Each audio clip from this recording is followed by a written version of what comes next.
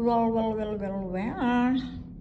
Andito ako sa pinakamataas na hotel sa building. Ayan yung mga malalaking building at mga naggagandahang mga gusali dito sa hotel.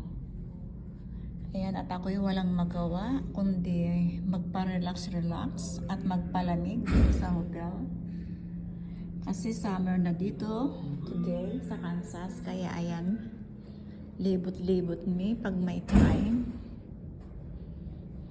Gusto ko sanang magpunta doon sa swimming pool sa baba, kaya lang nakalimutan ko magdala ng 2-piece. 2-piece. Ayan, at sobrang init kaya ayaw kong bumaba. Dahil meron nang nagsiswimming, ay ayaw ko nang may kasama sa pagsiswimming. Gusto ko ay yung ako lang kasi ayaw ko nang may mga kasama at baka mamaya ay magsipagpipi sila at dumura. Ay nako, ayaw ko baka ako magkaroon ng infection. Ay sobrang arte naman talaga ng inyong lola. Oh my goodness. Okay guys, babalik na ako sa room ko at baka ako ay makahanap pa ng apam dito. Oh my goodness. Cha-cha-chan. Hello.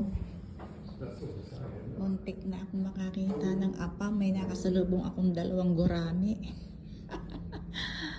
Babalik na ako sa room ko at baka ako ay makahanap pa ng apam ay mahirap na. Baka mamaya ay ako pa ang magpakain at baka mamaya ay walang datong.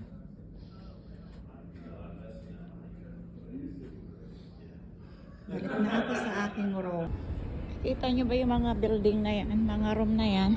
Pag mamayari ko yan.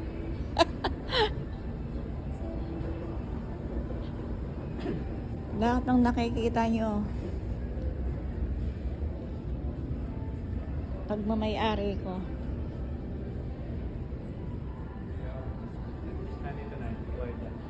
Okay.